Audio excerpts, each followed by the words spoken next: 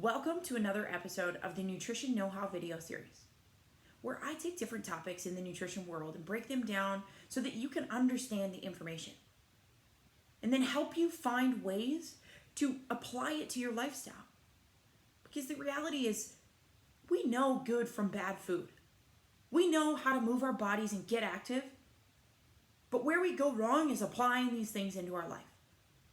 And if I can help take these nutrition topics out there and make them applicable and easy to understand, then that's going to bring you one step closer to seeing your results.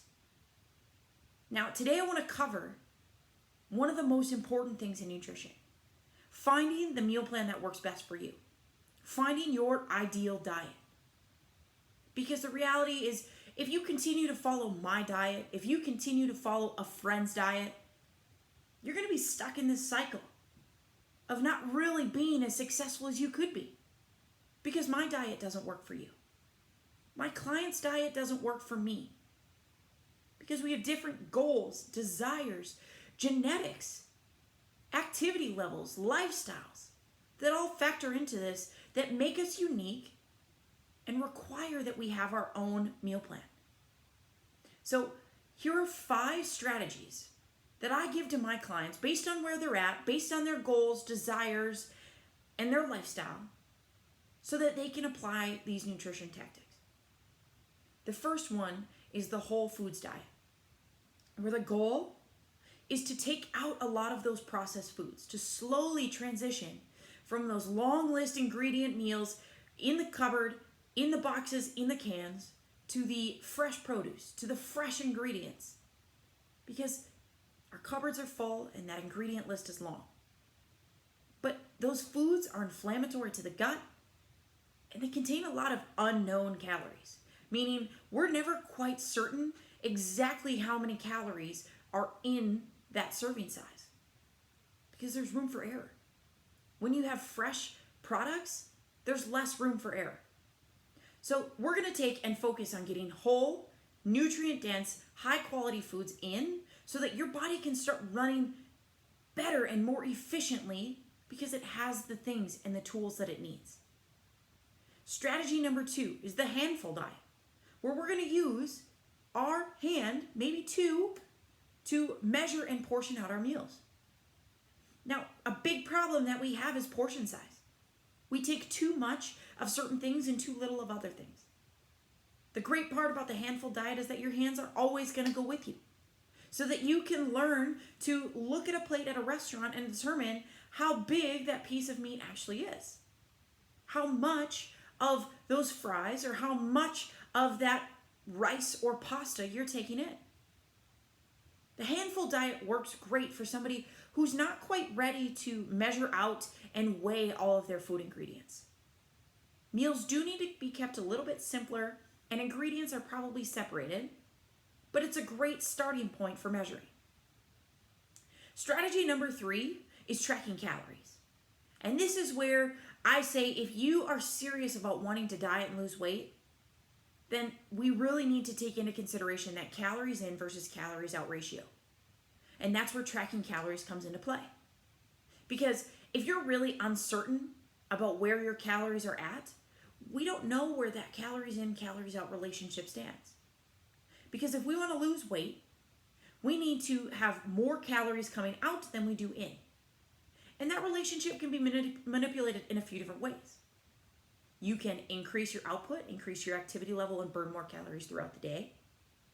Or you can take in less calories. You do both, and that gap can become a little bit smaller and it becomes a little bit more manageable. But if you don't track your calories, you won't know truly where you're at. So tracking calories is that great intro step to tracking. And a lot of people live there.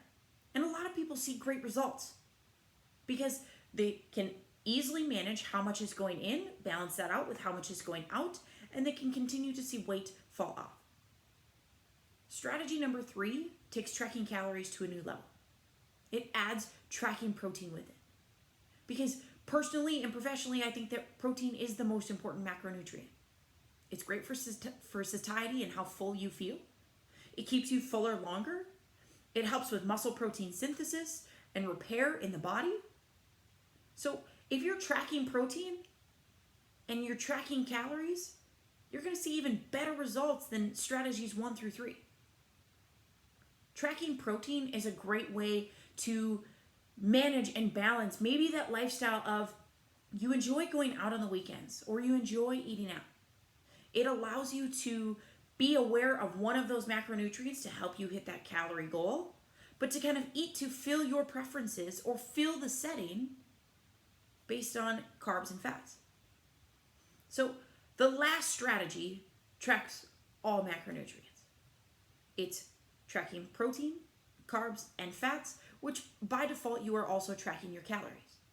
This is the most specific, and yes, it is the most time consuming, but it does get clients the best results. We're taking control of all measurements and all items going into our body.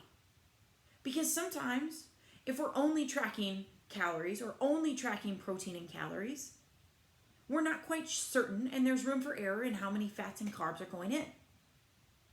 So taking control of all of those measures allows us to get really specific and really dial this in and get locked in and focus on that end goal. Now, when I go through all 5 of these strategies, they are kind of a skeleton. And all 5 of these get a little bit mixed and matched so that we really make this unique to the individual.